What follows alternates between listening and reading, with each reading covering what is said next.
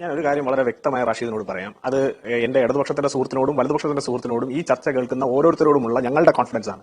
അതായത് ഞങ്ങൾ ഈ നാട്ടിൽ ഒരു സമൂഹത്തിന്റെ കോൺഫിഡൻസിലാണ് ഞങ്ങളുടെ മേയറായാലും ബി ജെ പിയുടെ നേതൃത്വമായാലും ഞാൻ അടക്കമുള്ള ബി ജെ പിയുടെ പ്രവർത്തകന്മാരും ഈ തിരുവനന്തപുരം കോർപ്പറേഷനിൽ മുന്നോട്ട് പോകുന്നത്. അത് ഈ നാട്ടിലെ ജനങ്ങളോടാണ്. ആ ജനങ്ങൾ ഞങ്ങളോടൊപ്പം ഉള്ളിടത്തോളം കാലം ഇടതുപക്ഷമല്ല വലതുപക്ഷമല്ല, ഇനി ഇവരെല്ലാവരും കൂടി ഒരു അവിയൽ മുന്നണി ഉണ്ടാക്കി വന്നാലും ഞങ്ങൾ we don't care a bit എന്ന് പറയുന്നത് പോലെ ഞങ്ങൾ ഒന്നും തന്നെ കാര്യമാക്കുന്നില്ല. ഇനി ഞാൻ എന്റെ ബഹുമാനപ്പെട്ട കോൺഗ്രസിന്റെ നേതാവിനോട് അദ്ദേഹത്തിനോടുള്ള എല്ലാ ബഹുമാനവും തികഞ്ഞ ബഹുമാനം നിലനിർത്തിക്കൊണ്ട് തന്നെ പറയുന്നു. സത്യത്തിൽ താങ്കൾ ഇന്ന് ചോദിച്ച താങ്കളുടെ ഇൻട്രോയിൽ പറഞ്ഞൊരു കാര്യം ഞാനത് അപ്പൊ തന്നെ നോട്ട് ചെയ്തു. അതായത് കോൺഗ്രസിന്റെ വായ്ത്താരിയും അതുപോലെ തന്നെ ചാനലുകളിൽ ഇടം പിടിക്കാനുമുള്ള ഒരു പരിപാടിയാണോ ഈ അവിശ്വാസം എന്ന് പറയുന്ന ഈ കാര്യങ്ങൾ കൊണ്ട് ഉദ്ദേശിക്കുന്നതെന്ന് താങ്കൾ തന്നെ താങ്കളുടെ ഇൻട്രോയിൽ പറയുന്നുണ്ട്. അപ്പോ കോൺഗ്രസിന് നിലപാട് പറയുമ്പോൾ തന്നെ അറിയാം, കോൺഗ്രസ് ഈ പറഞ്ഞതൊന്നും ജനങ്ങൾ എടുക്കുന്നില്ല, ജനങ്ങൾ വിശ്വസിക്കുന്നില്ല. തിരുവനന്തപുരത്തെ ജനങ്ങളുടെ മുൻപാകെ ശബരിനാഥൻ എന്ന് പറയുന്ന തിരുവനന്തപുരത്തെ കോൺഗ്രസിന്റെ പാർലമെന്ററി പാർട്ടി ലീഡർ ഇളിഭ്യനായി നിൽക്കുകയാണ്. കാരണം അദ്ദേഹത്തിന് പറയാനുള്ള മെജോറിറ്റി, അദ്ദേഹത്തിന് അവിശ്വാസം കൊടുക്കാനുള്ള മെജോറിറ്റി ഇല്ല. പക്ഷേ നിങ്ങൾ നോക്കൂ, കഴിഞ്ഞ കുറെ ദിവസങ്ങളായി തിരുവനന്തപുരത്തിന്റെ ഫ്രെയിമിൽ വി രാജേഷ് എന്ന് പറയുന്ന മേയറും തിരുവനന്തപുരത്തിന്റെ ജനകീയ ഭരണസമിതിയും ഒരു പക്ഷത്ത് കൃത്യമായി ജനങ്ങളുമായി ചേർന്ന് നിന്നുകൊണ്ടുള്ള പദ്ധതിയുമായി മുന്നോട്ട് പോകുന്നു.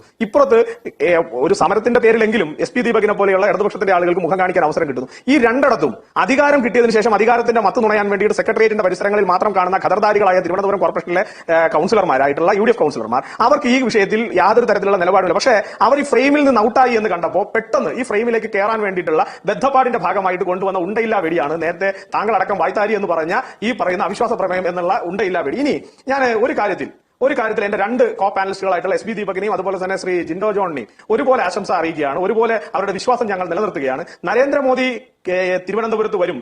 45 ദിവസത്തിനകത്ത് തിരുവനന്തപുരത്തിന്റെ ബ്ലൂ പ്രിന്റ് നരേന്ദ്രമോദി പ്രകാശനം ചെയ്യും. അതിനനുസരിച്ച് 5 വർഷം കൊണ്ട് തിരുവനന്തപുരത്തെ ലോകത്തിലെ ഏറ്റവും മികച്ച നഗരങ്ങളിൽ ഒന്നാക്കി മാറ്റും എന്ന് ഞങ്ങൾ പറഞ്ഞതിനെ നിങ്ങൾ രണ്ടുപേരും വിശ്വാസത്തോടു കൂടി കണ്ടിട്ടുണ്ടെങ്കിൽ ഉറപ്പിക്കാം, തിരുവനന്തപുരത്ത് നരേന്ദ്രമോദിജി വന്നിട്ടുണ്ട്, ബ്ലൂ പ്രിന്റ് പ്രകാശനം ചെയ്തിട്ടുണ്ട്. ആ ബ്ലൂ പ്രിന്റിനനുസരിച്ച് 5 വർഷത്തിലേക്കുള്ള റോഡ് മാപ്പ് ഞങ്ങൾ ഉണ്ടാക്കിയിട്ടുണ്ട്. ആ റോഡ് മാപ്പിനനുസരിച്ച് 1 by 1 എന്നുള്ള നിലയിൽ ഞങ്ങൾ ആ പ്രവർത്തനങ്ങളിലേക്ക് മുന്നോട്ട് പോകുന്നുണ്ട്. 5 വർഷം കഴിയുമ്പോൾ ഈ ഡിബേറ്റിൽ ഇരിക്കുന്ന എന്റെ രണ്ട് പ്രിയപ്പെട്ട സുഹൃത്തുക്കൾക്കും തിരുവനന്തപുരം കോർപ്പറേഷൻ കഴിഞ്ഞ 45 വർഷക്കാലം കൊണ്ട് എവിടെ നിന്നിരുന്നോ അവിടെ നിന്ന് ഇന്ന് ലോകോത്തര നിലവാരത്തിലേക്ക് തിരുവനന്തപുരം കോർപ്പറേഷൻ മാറി എന്ന് സമ്മതിക്കേണ്ട നിലയിലേക്ക് നിങ്ങൾക്ക് നിങ്ങളുടെ നിലപാടുകൾ മാറ്റേണ്ടി വരും. കാരണം ഇത് നരേന്ദ്രമോദിയുടെ പാർട്ടിയാണ്. നരേന്ദ്രമോദിയിൽ വിശ്വാസം അർപ്പിച്ചിട്ടുള്ള ഒരു സംസ്ഥാനവും ഇതുവരെ പുറകിലേക്ക് പോയിട്ടില്ല.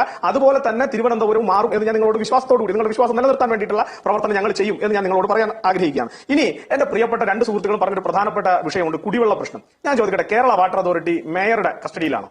കേരള വാട്ടർ അതോറിറ്റിയുടെ കസ്റ്റോഡിയൻ തിരുവനന്തപുരം കോർപ്പറേഷനിലെ മേയറാണോ? അല്ല. അതറിയാം എന്നുള്ള വസ്തുത ഇവർക്ക് രണ്ടുപേർക്കും അറിയാം. ഇപ്പൊ എസ് പി ദീപകിന്റെ പാർട്ടി ഇടതുപക്ഷം ഭരിച്ചിരുന്ന സമയത്താണ് ആറ്റുകാൽ പൊങ്കാല ദിവസങ്ങളിൽ ഈ പറയുന്ന തിരുവനന്തപുരത്തിന്റെ ഈ ആറ്റുകാൽ പ്രദേശത്തെ കുടിവെള്ളം മുട്ടിച്ച് അവിടുത്തെ ജനങ്ങളെ മുഴുവൻ തെരുവിലിറക്കി നിർത്തിയത് എസ് പി ദീപകിന്റെ പാർട്ടിയാണ്. അന്ന് എസ് പി ദീപക് എന്ന് പറയുന്ന ഇടതുപക്ഷ ജനാധിപത്യ മുന്നണിയുടെ ഇന്ന് ജനാധിപത്യ ബോധവും ജനസ്നേഹവും ഒക്കെ പറയുന്ന ആളിനെ ഞങ്ങൾ എവിടെയും ഈ കേരള വാട്ടർ അതോറിറ്റിയുടെ മുന്നിൽ സമരം ചെയ്യാൻ വേണ്ടി കണ്ടില്ല. അല്ലെങ്കിൽ അവരോട് നിങ്ങൾ ഈ കാണിക്കുന്നത് ക്രൂരതയാണ്, ആ വെള്ളം വിട്ടുകൊടുക്കും, അവർ BJP വോട്ട് ചെയ്തതിന്റെ പേര് കുടിവെള്ളം മുട്ടിക്കരുത് എന്നെങ്കിലും പറയാൻ എസ് പി ദീപകിന്റെ ജനാധിപത്യ ബോധം ഒരിടത്ത് ഞങ്ങൾ കണ്ടില്ല. ആ എസ് പി ദീപകിനെയും എസ് പി ദീപകിന്റെ പാർട്ടിയും കൃത്യമായി തിരുവനന്തപുരത്തെ ജനങ്ങൾ അടയാളപ്പെടുത്തിയത് കൊണ്ടാണ് തിരുവനന്തപുരത്ത് ഈ പറയുന്ന നഗരസഭാ പരിധിക്കകത്ത് അരിവാൾ ചുറ്റിക നക്ഷത്ര മലയാളത്തിൽ ഒരു സ്ഥാനാർത്ഥിയെ ജയിപ്പിച്ചെടുക്കാൻ കഴിയാത്ത പാർട്ടിയായി തിരുവനന്തപുരത്ത് എസ് പി ദീപകിന്റെ പാർട്ടിയെ ജനങ്ങൾ ചെവിക്ക് പിടിച്ച് കളത്തിന് പുറത്തിരുത്തിയിരിക്കുന്നത്. അത് ഇനിയും എസ് പി ദീപകിന്റെ പാർട്ടിയും പഠിച്ചിട്ടില്ലെങ്കിൽ നിങ്ങൾക്ക് വലിയ കുഴികളിലേക്ക് താഴേണ്ട സമയം അടുത്തിരിക്കുന്നു എന്ന് ഞാൻ ബഹുമാനപ്പെടുത്തുന്നത് താങ്കൾ അറിയിക്കുന്നു. ഇനി അദ്ദേഹം പറഞ്ഞ പ്രധാനപ്പെട്ട മറ്റൊരു കാര്യം വേസ്റ്റ് മാനേജ്മെന്റ്. ആ വിഷയത്തിൽ എനിക്ക് കുറച്ച് ഡീപ്പായി പറയാനുണ്ട്. അതായത് വേസ്റ്റ് മാനേജ്മെന്റ് തിരുവനന്തപുരം കോർപ്പറേഷനിൽ നടക്കുന്നില്ല. ഞാൻ ചോദിക്കട്ടെ, 45 വർഷക്കാലം ഭരിച്ചൊരു പാർട്ടിയുടെ പ്രതിനിധിയാണല്ലോ, 45 വർഷക്കാലം ഇടതടവില്ലാതെ ഈ കോർപ്പറേഷൻ ഭരിച്ച പാർട്ടിയുടെ നേതാവാണല്ലോ ശ്രീ എസ് പി ദീപക്. അങ്ങനെയുള്ള എസ് പി ദീപകിന് ഉളുപ്പ് എന്ന് പറയുന്ന വാക്കിന്റെ ലേശം തൊട്ടുതലോടി പോയിട്ടുണ്ടെങ്കിൽ താങ്കൾ ഇത്തരത്തിലുള്ള ഒരു പ്രസ്താവന പറയോ? 45 വർഷം ഭരിച്ചിട്ട് ഒരു പദ്ധതി ഈ വിളപ്പിശാല പൂട്ടിപ്പോയതിനു ശേഷം തിരുവനന്തപുരം കോർപ്പറേഷനിലെ ഖരമാലിന്യം എങ്ങോട്ടേക്കാണ് പോകുന്നത് എസ് പി ദീപകിന് അറിയോ?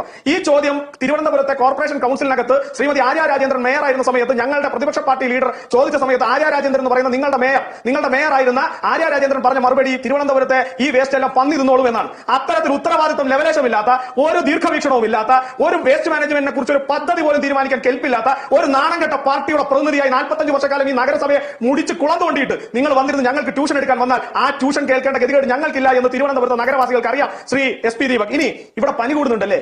ആ പനി കൂടുന്നത് തിരുവനന്തപുരം കോർപ്പറേഷനിലെ മാലിന്യം 6 മാസം കൊണ്ട് വന്ന മാലിന്യം. അപ്പൊ ഇതിനു മുൻപ് നടന്നതോ? ഇതിനു മുൻപ് പനി പിടിച്ച് ഉറച്ചു മരിച്ചവരോ? അവരൊക്കെ വേസ്റ്റ് മാനേജ്മെന്റ് കൃത്യമായി നടത്തിയ 45 വർഷത്തെ തിരുവനന്തപുരം കോർപ്പറേഷനിലെ നിങ്ങളുടെ ആ പ്രവർത്തനങ്ങളുടെ ശിലാഫലങ്ങളാണ് അവരൊക്കെ. അപ്പൊ നിങ്ങൾ ഒരു എളുപ്പമില്ലാതെ നാണവുമില്ലാതെ ഇങ്ങനെ വന്നിരുന്ന് വായിൽ വരുന്നതെന്നും കോതക്ക് പാട്ട് പോലെ പറഞ്ഞു പോകാൻ തീരുമാനിച്ചാൽ ഞങ്ങൾക്കും ചിലത് പറയാനുണ്ട്. ഞാൻ ചോദിക്കട്ടെ എസ് പി ദീപക്, നിങ്ങൾ പറയുന്നുണ്ടല്ലോ ഞങ്ങൾ വലിയ അസംഗതമായ തെറ്റാണ് ചെയ്തിരിക്കുന്നത്, ഞങ്ങൾ ഇവിടെ ഭരണം നടത്തുന്നില്ല എന്ന് ചോദിച്ചു. അതെ, ഭരണം നടത്തുന്നില്ല എന്ന് നിങ്ങൾ പറഞ്ഞല്ലോ. നിങ്ങൾക്ക് എവിടെയാണ് ബിജെപിയുടെ ഭരണസമിതിയെ തെറ്റായി കാണുന്നത്? ഞാൻ ചോദിക്കട്ടെ, കരാർ പുതുക്കാതെ തിരുവനന്തപുരത്ത് സിപിഎമ്മിന്റെ ബിനാമികൾ കൈവശം വെച്ചിരുന്ന നഗരസഭാ സ്വത്തുക്കൾ തിരിച്ചുപിടിച്ച് ലേലം ചെയ്തതിലാണോ നിങ്ങൾക്ക് ബിജെപി നടത്തിയത് തെറ്റായി പോയി എന്ന് തോന്നുന്നത്? 5000 വിദ്യാർത്ഥികൾക്ക്, മേയർ കെയറിലൂടെ സാധാരണപ്പെട്ട വിദ്യാർത്ഥികൾക്ക്, സർക്കാർ സ്കൂളിൽ പഠിക്കുന്ന വിദ്യാർത്ഥികൾക്ക് ഇവിടുത്തെ മേയറുടെ ഇനിഷ്യേറ്റീവ് എടുത്തുകൊണ്ട് മേയർ കെയറിലൂടെ പഠനോപകരണം സൗജന്യമായി വിതരണം ചെയ്തിടത്താണോ നിങ്ങൾക്ക് ബിജെപിയുടെ നഗരസഭാ ഭരണം തെറ്റായി പോയി എന്ന് പറയുന്നത്? വിഴിഞ്ഞത്ത് നിങ്ങളുടെയും ഇടതുപക്ഷത്തിന്റെയും വലതുപക്ഷത്തിന്റെയും വോട്ട് ബാങ്കായി നിങ്ങൾ നിർത്തിയിരുന്ന ഒരു സമൂഹത്തിന് നിങ്ങൾ വെച്ചുകൊടുത്ത ഫ്ളാറ്റിനകത്ത് അഴിമതി കണ്ടെത്തിയപ്പോൾ ആ അഴിമതിക്കെതിരെ അന്വേഷണം പ്രഖ്യാപിച്ചെടുത്താണോ നിങ്ങൾക്ക് തിരുവനന്തപുരം കോർപ്പറേഷനിലെ മേയറെ അല്ലെങ്കിൽ തിരുവനന്തപുരം കോർപ്പറേഷനിലെ ഭരണസമിതി ചെയ്ത് തെറ്റാണെന്ന് നിങ്ങൾ കാണുന്നത്? അതോ നിങ്ങളുടെ കോട്ടയായിട്ടുള്ള കാട്ടായിക്കോണത്ത് നിങ്ങളുടെ ഇപ്പോഴത്തെ നിങ്ങൾക്ക് ആകെയുള്ള നിങ്ങളുടെ അപ്പീൽക്കാരി സ്റ്റാൻഡിംഗ് കമ്മിറ്റി ചെയർപേഴ്സൺ ആയിട്ടുള്ള സിന്ധു ശശിയുടെ വാർഡിൽ, നിങ്ങളുടെ കോട്ടയായിട്ടുള്ള കാട്ടായിക്കോണം വാർഡിൽ, ആ കോട്ടയായിട്ടുള്ള കാട്ടായിക്കോണം വാർഡിൽ 45 വർഷക്കാലം ഈ തിരുവനന്തപുരം കോർപ്പറേഷൻ ഭരിച്ചെടുത്ത് തെരുവുനായ്ക്കളെ കാരണം ശല്യം സഹിക്കാൻ വയ്യാതെ ഒരു പോലീസുകാരി വളർത്തിയ തെരുവുനായ്ക്കളെ പിടിക്കണമെന്ന് നിങ്ങളുടെ കൗൺസിലിൽ ഇരുന്നു കൊണ്ട്, കഴിഞ്ഞ ആര്യരാജേന്ദ്ര കൗൺസിൽ ഇരുന്നു കൊണ്ട് പറഞ്ഞിട്ട് പോലും നടക്കാതെ ഇപ്പോ തിരുവനന്തപുരത്തിന്റെ മേയറായി ശ്രീ വി വി രാജേഷും ബിജെപിയുടെ ജനാധിപത്യ സംവിധാനം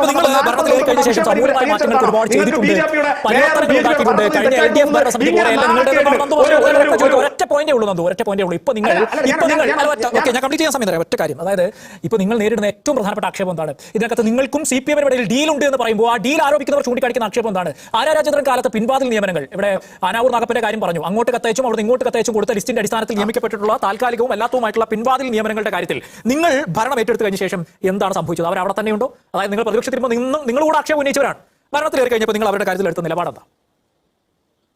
അല്ല, ഞാനൊരു കാര്യം പറയാം. ഒരു ഭരണസമിതി അധികാരത്തിൽ വന്നതിന് ശേഷം 1.5 മാസം കഴിയുമ്പോഴത്തേക്ക് നേരെ പോകുന്നത് തെരഞ്ഞെടുപ്പിലേക്കാണ്. ആ തെരഞ്ഞെടുപ്പ് കഴിഞ്ഞിട്ട് നേരെ ഭരണസമിതി വന്ന് പല അറേഞ്ച്മെന്റ്സും അതിനകത്ത് നടത്തിയിട്ടുണ്ട്. ചില ആളുകളെ പുറത്താക്കുന്നതിന്, പെട്ടെന്ന് വന്നൊരു പുറത്താക്കൽ നടത്തുന്ന സമയത്ത് സ്വാഭാവികമായിട്ട് ഇത്രയും മാൻ പവർ തിരിച്ചു കൊണ്ടുവരണം, അല്ലെങ്കിൽ നഗരസഭയുടെ പ്രവർത്തനം അവതാളത്തിലാവും. ആരാണ് അപ്പോ ഈ അവതാളത്തിലാവുമ്പോൾ നിങ്ങൾ തന്നെ എഴുതും നഗരസഭയിൽ കൂട്ട പിരിച്ചുവിടൽ, അതുകൊണ്ട് ഇവിടെ നഗരസഭയിലെ കാര്യങ്ങളൊന്നും കൃത്യമാവുന്നില്ല എന്ന്. അപ്പൊ ഒരു ഭരണഘടനയ്ക്ക് ഇത് ജിൻഡോ ജോൺ അറിഞ്ഞൂടാത്തോണ്ടോ എസ് പി ദീപക് അറിഞ്ഞൂടാത്തോണ്ടോ? അവർ ഇതിനെ എന്തെങ്കിലും പറയേണ്ടത്, എന്തെങ്കിലും ഒരു കുറ്റം വേണ്ടതിന് എസ് പി ദീപകിന്റെ നേതാവ് ശ്രീ വി ഡി സതീശൻ അടക്കമുള്ള ശ്രീ രമേശ് ചെന്നിത്തല അടക്കമുള്ളവർ കഴിഞ്ഞ ദിവസം പോലീസിലെ ചില വിഷയങ്ങളെ കുറിച്ച് ചോദിച്ചപ്പോൾ പറഞ്ഞത് വെച്ചിരിക്കുന്നവരാണ് ഇപ്പോഴും ഇരിക്കുന്ന ഒരു അറേഞ്ച്മെന്റ് നടന്നു വരുന്നേ ഉള്ളൂ. അത് എല്ലാ എന്താ എസ് പി ദീപകിന്റെ നേതാവ് വി ഡി സതീശൻ അല്ലല്ലോ.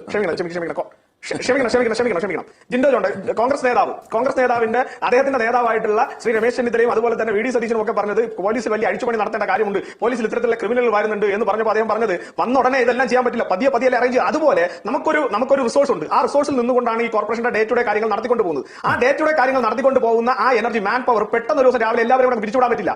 അവർ പിരിച്ചുവിടുമ്പോൾ സബ്സ്റ്റിറ്റ്യൂട്ട് ആയിട്ട് കൊണ്ടുവരേണ്ട ഇന്റർവ്യൂ നടത്തണം. ആ ഇന്റർവ്യൂ നിങ്ങൾ തിരുവനന്തപുരം കോർപ്പറേഷനകത്ത് പല കാര്യങ്ങളും ഇത് കോൺഗ്രസിന് അറിഞ്ഞൂടാത്തത്, അവരുടെ നേതാക്കന്മാരും സഭയിൽ വരുന്നില്ല, കോർപ്പറേഷൻ എന്താണ് നടക്കുന്നതെന്ന് പോലും കോൺഗ്രസിന് അറിയില്ല. എസ് പി ദീപകിന്റെ പാർട്ടിക്കാർ കോർപ്പറേഷനിൽ അത് വരുന്നത് സമരം ചെയ്യാൻ, അവിടെ എന്തെങ്കിലുമൊക്കെ ഗുലുമാൽ ഉണ്ടാക്കാൻ, അല്ലാതെ എസ് പി ദീപകിന്റെ പാർട്ടിയും അവിടെ വന്ന് എന്താണ് നടക്കുന്നതെന്ന് ഇതുവരെ അറ്റൻഡ് ചെയ്തിട്ടില്ലെന്നാണ് ഞാൻ മനസ്സിലാക്കുന്നത്. അവിടെ കൃത്യമായിട്ട് ഇപ്പോൾ ക്ലീനിംഗ് തൊഴിലാളികളെ കുറെ പേരെ പുതുതായിട്ട് എടുത്തിട്ടുണ്ട്. നിങ്ങൾ നോക്കൂ, അവിടെ ഇന്റർവ്യൂ നടത്തി മാന്യമായി ഒരു നിയമം അനുശാസിക്കുന്ന, മുനിസിപ്പാലിറ്റി ചട്ടങ്ങൾ അനുസരിക്കുന്ന രീതിയിൽ തന്നെ നിയമനം നടത്താൻ വേണ്ടിയിട്ട് അവിടെ ബിജെപിയുടെ സർക്കാർ അല്ലെങ്കിൽ ബിജെപിയുടെ സംവിധാനം തയ്യാറായിട്ടുണ്ട്. എന്ന ഭയത്താൽ നിങ്ങൾ അനധികൃത നിയമനങ്ങളെ തൽക്കാലം കണ്ണടയ്ക്കുന്നുണ്ട്. അവിടെ തന്നെയാണ് നിങ്ങൾ ആരോപണം റാഷി താങ്കൾ ഞാൻ പറഞ്ഞ വേർഡിനെ വേറെ രീതിയിലാണ് ഇന്റർപ്രറ്റ് ചെയ്യുന്നത്. ഞാൻ പറഞ്ഞത് ഒറ്റയടിക്ക് എല്ലാവരെയും പിരിച്ചുവിടാൻ സാധിക്കില്ല. ഘട്ടം ഘട്ടമായി അതിൽ അനധികൃതമായ നിയമനം നേടിയവരെ പിരിച്ചുവിട്ടുകൊണ്ടിരിക്കുകയാണ്. പകരം പുതിയ ആളുകളെ നിയമിക്കേണ്ടതുണ്ട്. അവരെ നിയമിക്കാതിരുന്നു കഴിഞ്ഞാൽ കോർപ്പറേഷന്റെ പ്രവർത്തനം അവതാളത്തിലാവും. ചേർത്ത് വെച്ച് നേരിട്ട് ആരോപണം എന്താണ് നന്ദു? പലതവണ ആ ടോപ്പിക്കിൽ തന്നെ നന്ദു ഈ ഫോറത്തിൽ ചർച്ചയ്ക്ക് വന്നിട്ടുണ്ട്. ഡീൽ ആവശ്യമായിടത്ത് ആവശ്യമായ തരത്തിൽ തരാതരം ഡീൽ നിങ്ങൾ കാരണം കണ്ടെത്തുന്നു. ഇവിടെ ഇപ്പൊ കോർപ്പറേഷനിൽ ഇത് സപ്പോർട്ട് ചെയ്യാം. ഞാനൊരു കാര്യം ചോദിക്കട്ടെ, ഞാനൊരു കാര്യം ചോദിക്കട്ടെ. താങ്കൾക്ക് ഒരു മാധ്യമപ്രവർത്തകൻ എന്ന നിലയിൽ താങ്കൾക്ക് വിസിബിൾ ആയ ചില കാര്യങ്ങളുണ്ടല്ലോ. ഇന്നലെ നിങ്ങൾ ഈ അവിശ്വാസ പ്രമേയത്തെ പിന്തുണയ്ക്കണം എന്ന് സിപിഎമ്മിനോട് പറഞ്ഞ നേതാവിന്റെ പേര് ബിജെപിയുടെ ഏതെങ്കിലും നേതാവാണോ? കോൺഗ്രസിന്റെ നേതാവല്ലെന്ന് പറഞ്ഞത്. കോൺഗ്രസിന്റെ നേതാവ് സിപിഎം ഞങ്ങൾക്ക് പിന്തുണ തരണം, കാരണം ഇത് ചർച്ച ചെയ്യപ്പെടേണ്ടത് നമ്മുടെ മൊത്തത്തിലുള്ള ആവശ്യമാണ്. ബിജെപിയെ മറിച്ചിടേണ്ടത് ഞങ്ങൾ നേരത്തെ താങ്കൾ പറഞ്ഞില്ല, പൊതുവിദ്യാഭ്യാസ മന്ത്രിയായിരുന്ന ശിവൻകുട്ടി പറഞ്ഞില്ലേ, ഞങ്ങൾ രണ്ടുപേരും ഒരുമിച്ച് നിന്നിട്ട് അതിന് തള്ളിയിടും. ഇനി ഇതിനെല്ലാം അപ്പുറത്ത് തിരുവനന്തപുരം കോർപ്പറേഷൻ വോട്ട് എണ്ണിക്കൊണ്ടിരുന്നപ്പോ വിജയം പ്രഖ്യാപിക്കുന്നതിന് മുൻപ് അന്ന് പൊതുവിദ്യാഭ്യാസ വകുപ്പ് മന്ത്രിയായിരുന്ന ശ്രീ ശിവൻകുട്ടി അന്ന് സ്വതന്ത്രന്മാരെ അടക്കം കൂട്ടി നിർത്തിക്കൊണ്ട് യുഡിഎഫുമായി ഞാൻ സംസാരിച്ചു കൊള്ളാം, യുഡിഎഫിനെയും എൽഡിഎഫിനെയും ചേർത്ത് നിർത്തിക്കൊണ്ട് പൊതു സ്വതന്ത്രനെ ഞങ്ങൾ മേയറാക്കിക്കൊണ്ട് ബിജെപി അകറ്റി നിർത്താമെന്ന് പറഞ്ഞ ഡീൽ ഉണ്ടാക്കിയത് ആരാണെന്ന്? തിരുവനന്തപുരത്ത് ഡീലിന്റെ അത് കേരളത്തിനകത്തായാലും പുറത്തായാലും തദ്ദേശ സ്ഥാപനങ്ങളായാലും ചോദിക്കുന്നത് ഇവർ തമ്മിൽ ഡീൽ ഉണ്ടാക്കിയിട്ട് അല്ല. ഞാൻ ചോദിക്കുന്നത് എൽഡിഎഫും യുഡിഎഫും തമ്മിൽ ഡീൽ ഉണ്ടാക്കി അവിശ്വാസം കൊണ്ടുവരാൻ നിൽക്കുന്നു. അവിടെ ഞങ്ങളും എൽഡിഎഫുമായിട്ട് എന്തിനാ ഡീൽ? ഞങ്ങൾക്ക് ആരോടാണ് ഡീൽ?